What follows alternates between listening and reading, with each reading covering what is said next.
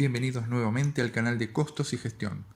En este video vamos a comprender a qué se llama mano de obra directa y a conocer cómo suele calcularse el costo unitario de este elemento.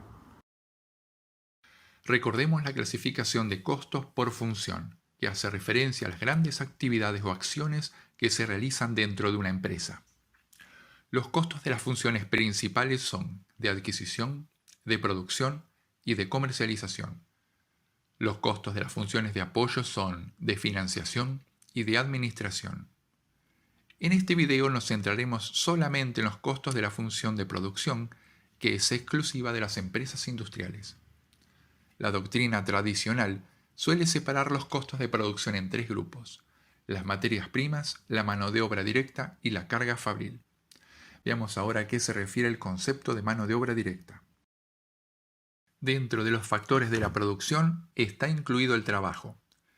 El trabajo consiste en el servicio brindado en forma personal, estando en relación de dependencia respecto del ente, que toma el lugar de empleador. En función de las habilidades requeridas por el puesto de trabajo, podemos diferenciar dos clases de trabajo. Por un lado, aquel donde el esfuerzo físico es mínimo, al que llamamos trabajo intelectual. Es el caso de un empleado administrativo o un jefe de sector. Y por otro lado, aquel donde el trabajo consiste en aplicar destrezas físicas o habilidades manuales, al que llamamos mano de obra. Los que realizan estos trabajos suelen ser llamados operarios. A su vez, la mano de obra que transforma material en productos es llamada directa, mientras que aquella que realiza tareas de apoyo es llamada indirecta. Hay autores que no están de acuerdo con la denominación de directa e indirecta, dado que puede confundirse con la clasificación de costos, pero es la terminología más difundida. La mano de obra directa es muy relevante en muchas industrias por dos razones. La primera, porque conforma una parte importante del costo total de producción, especialmente en las pymes. Y la segunda es porque la velocidad de trabajo de los operarios, o sea su productividad, determina el nivel de actividad de la fábrica. Según la función general del costo, el costo de un objeto es la sumatoria del producto entre el componente físico y el monetario de cada factor. A continuación veremos cómo calcular los componentes físico y monetario de la mano de obra directa. El componente físico de la mano de obra está medido en cantidad de horas hombre por unidad de producto. Veamos de qué se trata esto con un ejemplo. En una curtiembre hay un proceso que consiste en escurrir cada cuero vacuno haciéndolo pasar por una máquina. Como cada cuero es pesado, se necesitan 2 personas para ingresar el cuero por un extremo de la máquina y otras 2 para quitarlo por el otro extremo. Supongamos que el tiempo que demanda tanto la carga como la descarga es de 0,004 horas, o sea, 14,4 segundos. Si cada cuero requiere 0,004 horas de trabajo a 4 operarios, se dice que demanda 0,016 horas hombres. Entonces, la hora hombre es una unidad de medida compuesta, que surge de la multiplicación de la unidad de tiempo por la cantidad de personas trabajando. Para determinar la cantidad necesaria de horas hombre para elaborar un producto, es necesario saber si el tiempo se toma al inicio o al final del proceso. Supongamos que en un proceso existe un desperdicio del 10% del material procesado, o sea, que el rendimiento del mismo es del 90% para ese material. Así, de cada kilogramo de material procesado quedan en el producto 0,9 kilogramos. Midiendo el tiempo de proceso por kilogramo ingresado, supongamos que da 0,45 horas hombre por kilogramo. Si medimos a la salida, nos da ese mismo tiempo, pero para 0,9 kilogramos. Dividiendo ambas magnitudes, nos da un tiempo de 0,50 horas hombre por kilogramo a la salida del proceso. En consecuencia, cuando el tiempo se mida a la entrada, las horas hombre deben ser afectadas por el rendimiento del material. Para el caso 0,45 horas hombre por kilogramo dividido 0,90, que es el 90%, es igual a 0,50 horas hombre por kilogramo.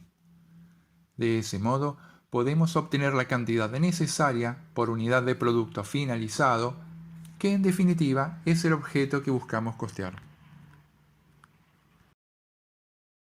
Ya hemos tratado el componente físico, Ahora queda por tratar el componente monetario. Dado que el componente físico está medido en horas hombre, el componente monetario tiene que estar medido en unidades monetarias por hora hombre. Supongamos que en el ejemplo de los 12 operarios, todos perciben una remuneración bruta igual de 300 pesos por hora. Esa es la remuneración horaria que vamos a tomar como base para calcular el componente monetario. Sin embargo, si no todos los operarios perciben la misma remuneración horaria, podemos utilizar el promedio. En ese caso, sumamos el costo horario de todas las personas y luego dividimos el total por 12. Las horas hombre que demanda un producto son horas de trabajo, pero una parte importante de las remuneraciones se paga por horas no trabajadas. Son ejemplos las licencias, como las de enfermedad o por examen, el aguinaldo o sueldo anual complementario y las vacaciones. Entonces, para poder obtener horas de trabajo, por una obligación legal es necesario también pagar horas no trabajadas. A las obligaciones de pagar por tiempos no trabajados se las suele llamar cargas sociales derivadas. Hay otros cargos obligatorios que los entes deben afrontar y que suelen ser en su mayoría porcentaje de las remuneraciones pagadas.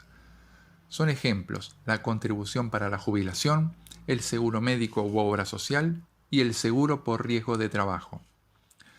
A estas contribuciones se las suele llamar cargas sociales directas. No se deben confundir las contribuciones patronales con los aportes de los empleados. A los empleados se les retiene parte de su remuneración y esa retención es entregada luego al fisco, pero no se trata de un costo para la empresa, sino para los empleados. Para conocer la incidencia de las cargas sociales en el costo de las horas trabajadas, se puede imitar la forma en que se calculan realmente esos cargos. Nuestro objetivo es conocer qué porcentaje representan las cargas sociales respecto de las horas de trabajo pagas. O sea, por cada 100 pesos de hora de trabajo pagas, ¿cuántos pesos adicionales tendremos de cargas sociales? Supongamos que el promedio de las horas de ausentismo pago de los últimos años en la empresa, sin contar el aguinaldo, representa un 10% de las horas de trabajo pagas. Daría un total de costos de 110 pesos.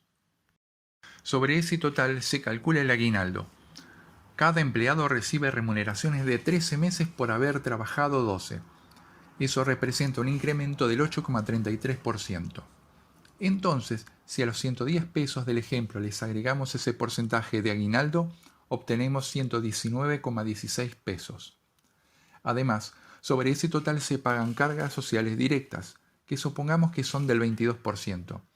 Nos da un total de 145,38 pesos.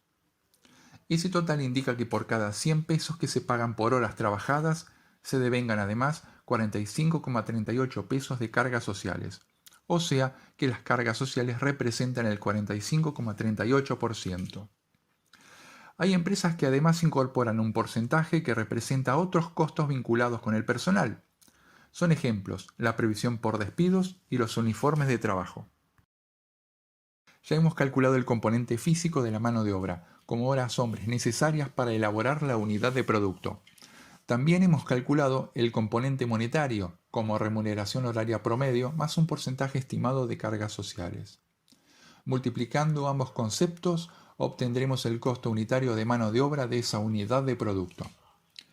Este cálculo lo debemos hacer para cada una de las etapas de proceso del producto. De este modo, el costo unitario de mano de obra será la sumatoria de los costos individuales de cada proceso. Finalmente, les recuerdo que el cálculo del costo unitario de mano de obra directa es uno de los 3 valores que se necesitan para obtener el costo unitario de producción. Habiendo alcanzado nuestro objetivo, damos por finalizado este tema. Les envío un abrazo virtual y los despido hasta el próximo video.